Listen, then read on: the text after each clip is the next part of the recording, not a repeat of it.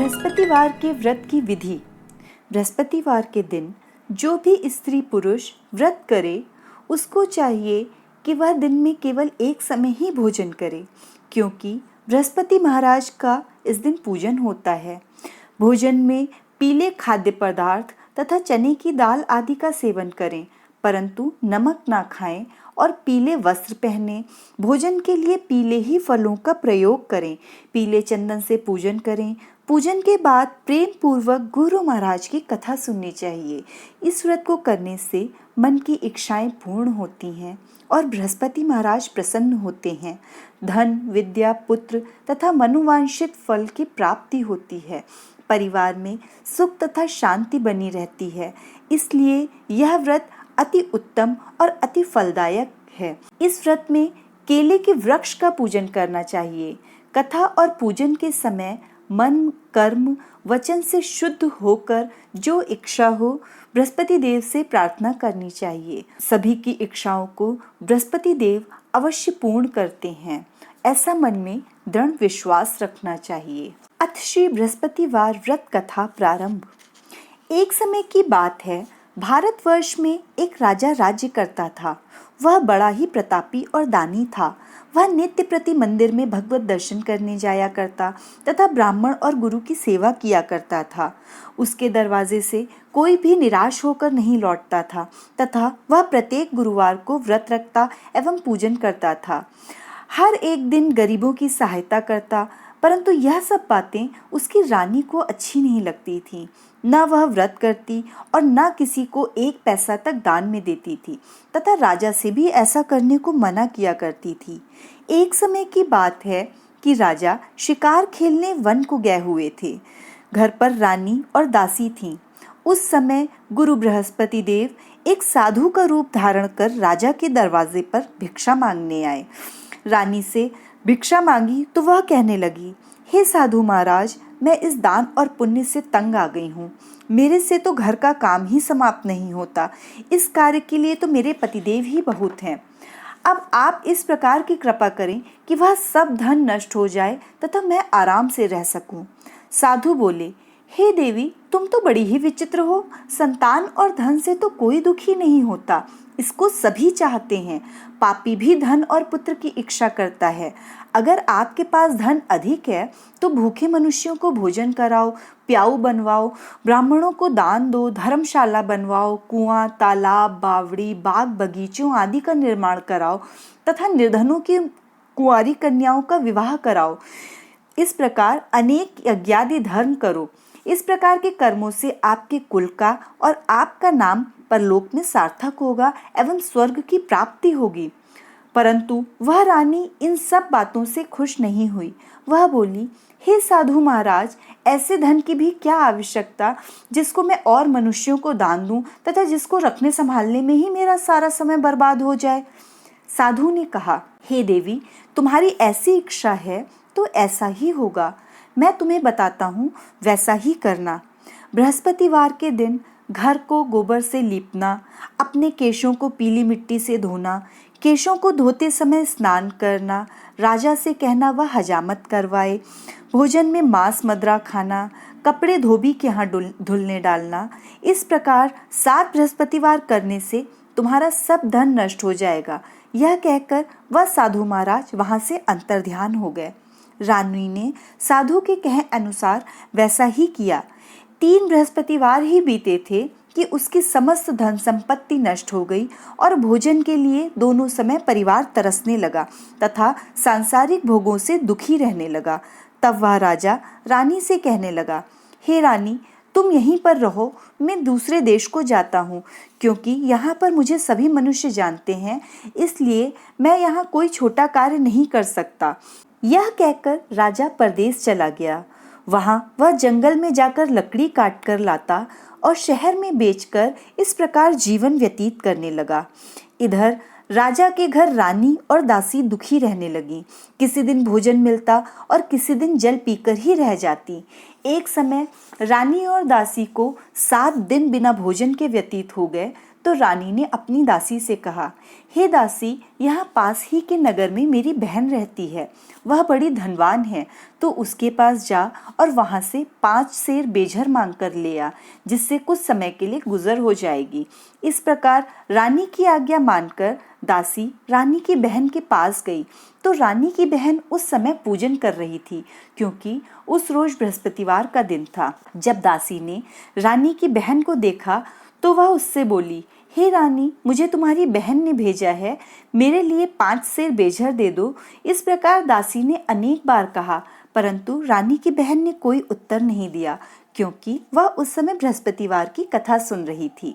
इस प्रकार जब दासी को किसी प्रकार उत्तर नहीं मिला तो वह बहुत दुखी हुई और क्रोध भी आया, और लौटकर अपने गांव में आकर रानी के पास जाकर बोली, हे रानी, आपकी बहन बहुत ही धनी स्त्री है, वह छोटे लोगों से बात भी नहीं करती, क्योंकि मैंने उससे कहा तो उसने कोई उत्तर नहीं दिया, मैं वापस चली आई। रानी बोली, हे दासी, इसमें उसका कोई दोष नहीं है, जब बुरे दिन आते हैं तब कोई सहारा नहीं देता, अच्छे बुरे का पता विपत्ति में ही लगता है, जो ईश्वर की इच्छा होगी वही होगा, यह सब हमारे भाग्य का दोष है। इधर उस रानी ने देखा कि मेरी बहन की दासी आई थी, परंतु मैं उससे नहीं बोली, इससे वह बहुत दुखी हुई होगी। यह सोचकर कथा समाप्त करने के बाद और विष्णु भगवान की पूजन करके रानी अपनी बहन के घर चल दी। जाकर अपनी बहन से कहने लगी, हे बहन, मैं बृहस्पतिवार का व्रत कर रही थी, तुम्हारी दासी गई, परंतु जब तक कथा होती है तब तक ना उठते हैं और ना ही बोलते हैं, इसलिए मैं नहीं बोली। कहो दासी क्यों गई थी? रानी बोली, बहन, हमारे घर अनाज नहीं था, वैसे तुमसे कोई बात छिपी नहीं है, इसी कारण मैंने दासी को तुम्हारे पास 5 सेर बेझर लेने के लिए भेजा था। रानी बोली, बहन देखो, बृहस्पति भगवान सबकी मनोकामना पूर्ण करते हैं, शायद तुम्हारे घर में अनाज रखा हो। इस प्रकार का वचन जब रानी ने सुना तो घर के अंदर गई, वहां उसे 1 घड़ा बेझर का भरा मिल गया। तब तो वह रानी और दासी दोनों ही बहुत खुश हुईं, और दासी कहने लगी, हे रानी देखो, वैसे हमको जब अन्न नहीं मिलता तो हम रोज ही व्रत करते हैं, अगर इनसे व्रत की विधि और कथा पूछ ली जाए तो उसे हम भी किया करेंगे। रानी ने अपनी बहन से बृहस्पतिवार के व्रत की कथा और विधि पूछी। बहन ने कहा, बृहस्पतिवार के व्रत में चने की दाल, मुनुक्का और गुड़ से विष्णु भगवान का केले की जड़ में पूजन करें तथा दीपक जलावें, पीला भोजन करें तथा कहानी सुनें। इस प्रकार करने से गुरु भगवान प्रसन्न होते हैं, अन्न पुत्र धन देते हैं, मनोकामना पूर्ण करते हैं।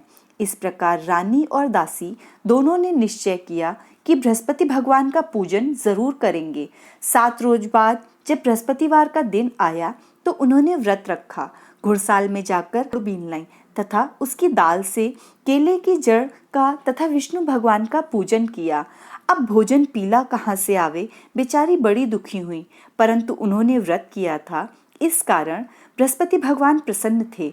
2 थालों में सुंदर पीला भोजन लेकर आए और दासी को देकर बोले, हे दासी, यह भोजन तुम्हारे और रानी के लिए है, तुम दोनों करना। दासी भोजन पाकर बड़ी प्रसन्न हुई और रानी से बोली, चलो रानी जी, भोजन कर लें। रानी को इस विषय में कुछ पता नहीं था, इसीलिए वह दासी से बोली, तू ही भोजन कर, क्योंकि तू हमारी व्यर्थ में हंसी उड़ाती है। दासी बोली, एक महात्मा भोजन दे गए हैं। रानी कहने लगी, वह भोजन तेरे लिए ही दे गए हैं, तो तू ही भोजन कर। दासी ने कहा, वह महात्मा हम दोनों को 2 थालों में भोजन दे गए हैं, इसलिए हम और तुम दोनों साथ साथ ही भोजन करेंगे। इस प्रकार रानी और दासी दोनों ने गुरु भगवान को नमस्कार कर भोजन प्रारंभ किया तथा वह प्रत्येक बृहस्पतिवार को गुरु भगवान का व्रत एवं विष्णु भगवान का पूजन करने लगी। बृहस्पति भगवान की कृपा से रानी और दासी के पास धन संपत्ति हो गई। रानी फिर उसी प्रकार आलस्य करने लगी। तब दासी बोली, देखो रानी, तुम पहले भी इस प्रकार आलस्य करती थी, तुम्हें धन के रखने में कष्ट होता था, इसी कारण सब धन नष्ट हो गया। अब बृहस्पति भगवान की कृपा से हमें यह धन मिला है तो तुम्हें फिर आलस्य होता है। बड़ी मुसीबतों के बाद हमने यह धन पाया है, इसलिए हमें दान पुण्य करना चाहिए तथा भूखे मनुष्यों को भोजन कराओ, प्याऊ लगवाओ, ब्राह्मणों को दान दो, कुआं, तालाब, बावली आदि का निर्माण करवाओ, मंदिर, पाठशाला बनवाकर दान दो, कुंवारी कन्याओं का विवाह कराओ, धन को शुभ कार्यों में खर्च करो, जिससे तुम्हारे कुल का यश बढ़े तथा स्वर्ग की प्राप्ति हो और पितृ भी प्रसन्न हुए। तब रानी ने इस प्रकार के कर्म करने प्रारंभ किए तो उसका काफी यश फैलने लगा। एक दिन रानी और दासी आपस में विचार करने लगी कि न जाने राजा किस दशा में होंगे, उनकी कोई खोज खबर नहीं है। बृहस्पति भगवान ने उनकी प्रार्थना स्वीकार करी और भगवान ने रात्रि में राजा को स्वप्न में कहा, हे राजा, उठ, तेरी रानी तुझको याद करती है, अपने देश को चला जा। राजा प्रातःकाल उठा और विचार करने लगा। स्त्री जाति खाने और पहनने की ही साथी होती है, पर भगवान की आज्ञा मानकर वह अपने नगर को चलने के लिए तैयार हुआ। इससे पूर्व जब राजा परदेश चला गया था तो दुखी रहने लगा था। प्रतिदिन जंगल में से लकड़ी बीनकर लाता और उसे शहर में बेचकर अपने दुखी जीवन को बड़ी कठिनता से व्यतीत करता था। एक दिन राजा अपनी पुरानी बातों को याद करके बहुत दुखी होने लगा। तब उस जंगल में बृहस्पति भगवान एक साधु का रूप धारण करके आए और राजा के पास आकर बोले, हे लकड़हारे, तुम इस सुनसान जंगल में किस चिंता में बैठे हो, मुझे बतलाओ। यह सुनकर राजा के नेत्रों में जल भर आया और साधु की वंदना कर बोला, हे प्रभु, आप सब कुछ जानने वाले हैं। इतना कहने पर साधु को अपनी संपूर्ण कहानी सुना दी। महात्मा दयालु होते हैं।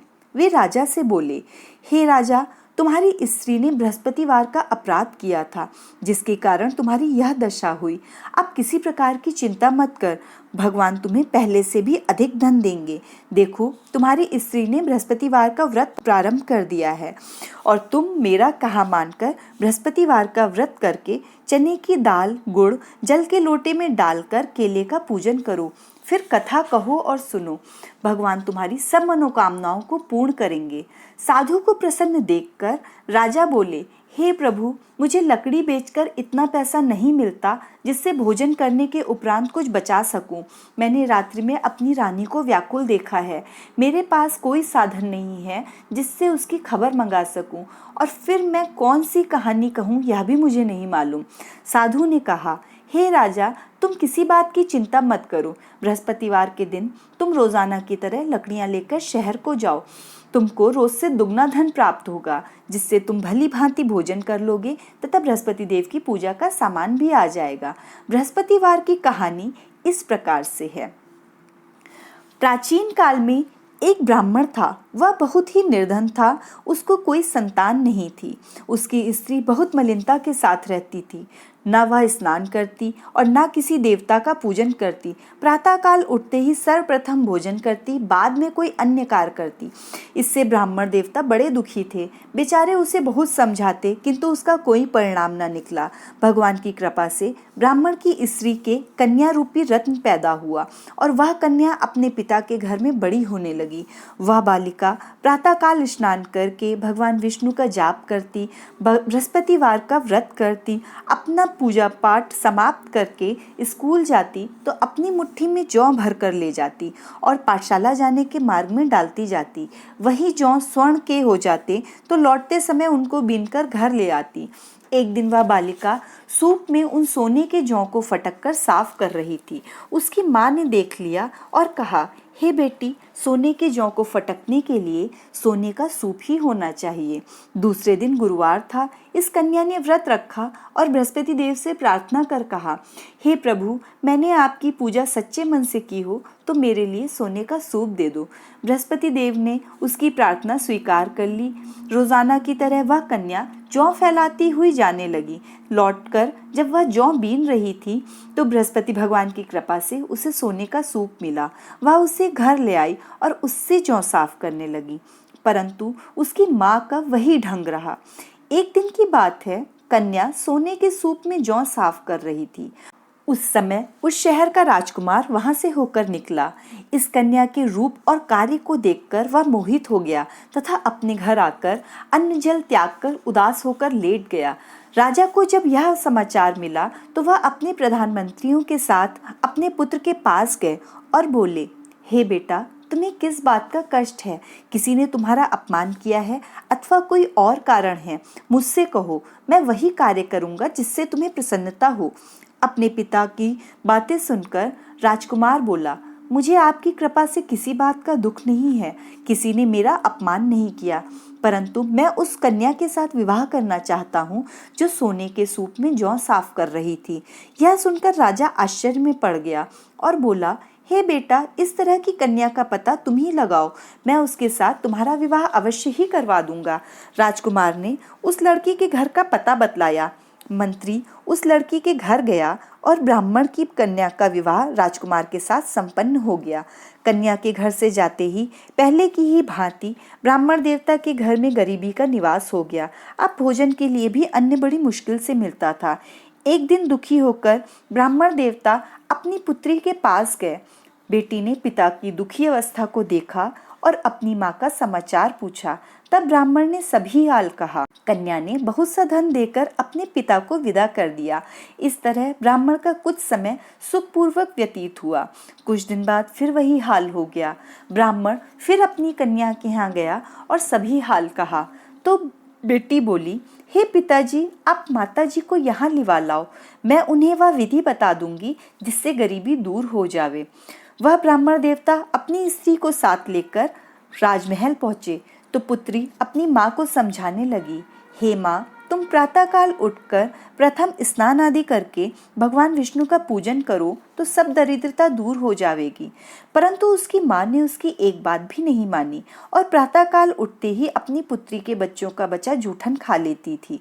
एक दिन उसकी पुत्री को बहुत गुस्सा आया। उसने एक रात एक कोठरी से सभी सामान निकाल दिया और अपनी माँ को उसमें बंद कर दिया।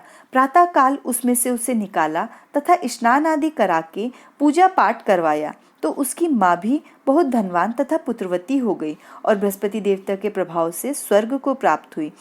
इस प्रकार वह ब्राह्मण भी इस श्लोक के सुख भोग कर स्वर्ग को प्राप्त हुआ।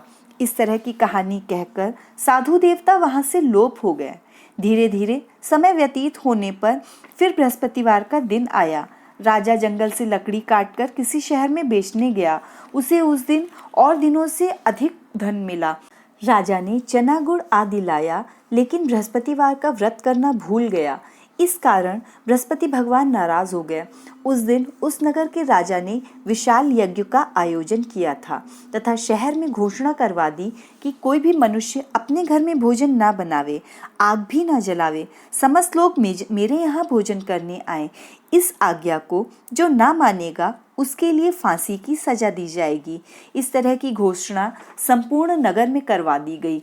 राजा की आज्ञा अनुसार शहर के सभी लोग भोजन करने गए, लेकिन लकड़हारा कुछ देर से पहुंचा, इसलिए राजा उसको अपने साथ अपने घर लिवा ले गए और ले जाकर भोजन करा रहे थे। तभी रानी की दृष्टि उस खूंटी पर पड़ी जिस पर उसका हार लटका हुआ था। उसे वहां पर हार नहीं दिखाई दिया तो रानी ने निश्चय किया कि मेरा हार इसी मनुष्य ने चुरा लिया है। उसी समय पुलिस को बुलवाकर उसको जेल में डलवा दिया। जब राजा जेलखाने में गया तो बहुत दुखी होकर विचार करने लगा कि न जाने कौन से पूर्वजन्म के कर्म से मुझे यह दुख प्राप्त हुआ है, और उसी साधु को याद करने लगा जो जंगल में मिला था। उसी समय तत्काल बृहस्पति देव साधु के रूप में प्रकट हुए और उसकी दशा को देखकर कहने लगे, अरे मूर्ख, तूने बृहस्पति देव की कथा नहीं की, इसी कारण तुझे दुख प्राप्त हुआ है। अब चिंता मत कर, बृहस्पति देव की पूजन करना, तेरे सारे कष्ट दूर हो जाएंगे। बृहस्पतिवार के रोज उसे 4 पैसे मिले।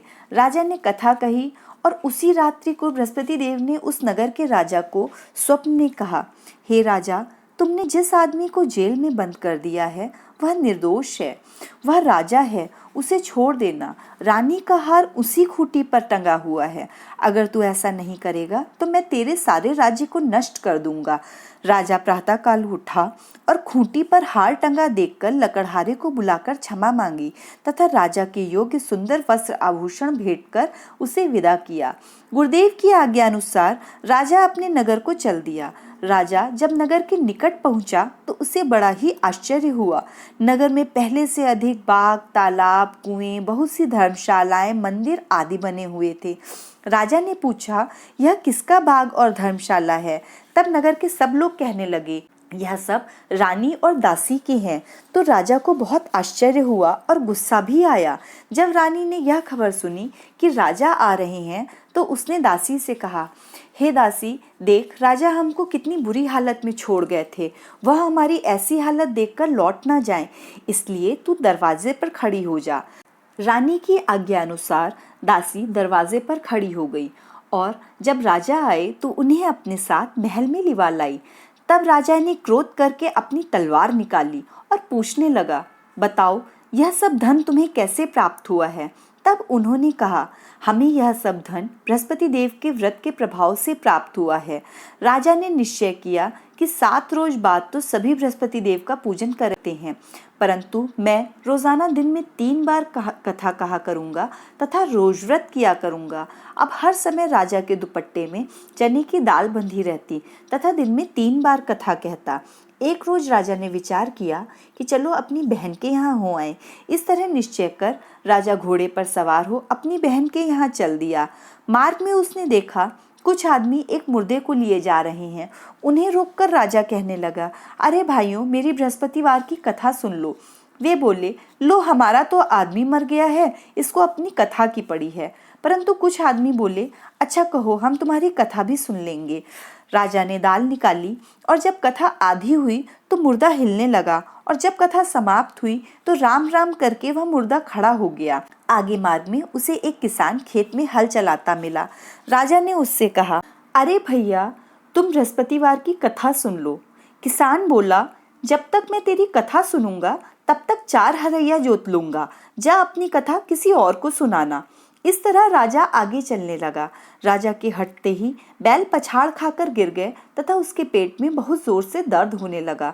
उस समय उसकी माँ रोटी लेकर आई। उसने जब यह देखा तो अपने पुत्र से सब हाल पूछा। बेटे ने सभी हाल बता दिया तो बुढ़िया दौड़ी दौड़ी उस घुड़सवार के पास गई और उससे बोली, मैं तेरी कथा सुनूंगी, तू अपनी कथा मेरे खेत पर चलकर ही कहना। राजा ने बुढ़िया के खेत पर जाकर कथा कही, जिसके सुनते ही बैल खड़े हो गए तथा किसान के पेट का दर्द भी बंद हो गया। राजा अपनी बहन के घर पहुंच गए। बहन ने भाई की खूब मेहमान नवाजी की। दूसरे रोज प्रातःकाल राजा जागा तो वह देखने लगा कि सभी लोग भोजन कर रहे हैं। राजा ने अपनी बहन से कहा, कोई ऐसा मनुष्य है जिसने भोजन ना किया हो जो मेरी बृहस्पतिवार की कथा सुन ले? बहन बोली, हे भैया, यह ऐसा ही देश है। पहले लोग यहाँ भोजन करते हैं, बाद में अन्य कार्य करते हैं। अगर कोई पड़ोस में हो तो देख खाती हूँ। ऐसा कहकर वह देखने चली गई, परंतु उसे कोई भी ऐसा व्यक्ति नहीं मिला जिसने भोजन ना किया हो। अतः वह एक कुम्हार के घर गई जिसका लड़का बीमार था। उसे मालूम हुआ उनके यहाँ 3 दिन से किसी ने भोजन नहीं किया है। रानी ने अपने भाई की कथा सुनने के लिए कुम्हार से कहा। वह तैयार हो गया। राजा ने जाकर बृहस्पतिवार की कथा कही, जिसको सुनकर उसका लड़का ठीक हो गया। अब तो राजा की प्रशंसा होने लगी। एक दिन राजा ने अपनी बहन से कहा, हे बहन, हम अपने घर को जाएंगे, तुम भी तैयार हो जाओ। राजा की बहन ने अपनी सास से अपने भाई के साथ जाने की आज्ञा मांगी। सास बोली, चली जा, परंतु अपने लड़कों को मत ले जाना, क्योंकि तेरे भाई के कोई औलाद नहीं है। बहन ने अपने भैया से कहा, हे भैया, मैं तो चलूंगी, परंतु कोई बालक नहीं जाएगा। राजा बोला, जब कोई बालक नहीं जाएगा तब तुम ही क्या करोगे? बड़े दुखी मन से राजा अपने नगर को लौट आए। राजा ने अपनी रानी से कहा, हम निर्वंशी राजा हैं, हमारा मुंह देखने का भी धर्म नहीं है, और बिना भोजन आदि किए लेट गया। रानी बोली, हे प्रभु, बृहस्पति देव ने हमें सब कुछ दिया है, वह हमें औलाद भी अवश्य देंगे। उसी रात्रि को बृहस्पति देव ने राजा को स्वप्न में कहा, हे राजा, उठ, सभी सोच त्याग दे, तेरी रानी गर्भवती है। राजा को यह बात सुनकर बड़ी प्रसन्नता हुई।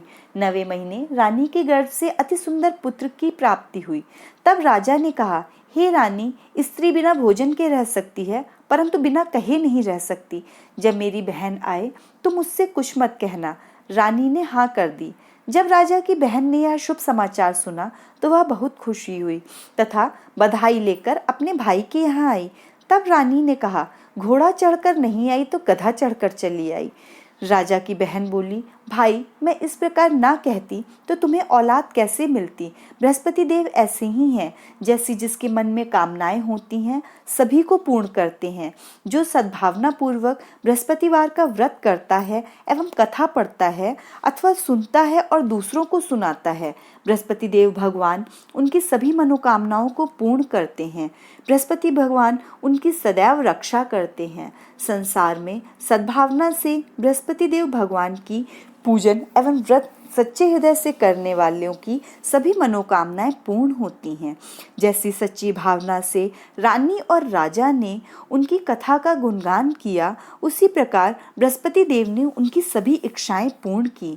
इसलिए सबको कथा सुनने के बाद प्रसाद लेकर जाना चाहिए। हृदय से उनका मनन करते हुए जयकारा बोलना चाहिए। इस श्री बृहस्पतिवार व्रत कथा समाप्तम। बोलो बृहस्पति भगवान की जय, बोलो लक्ष्मी मैया की, बोलो सब संतन की जय।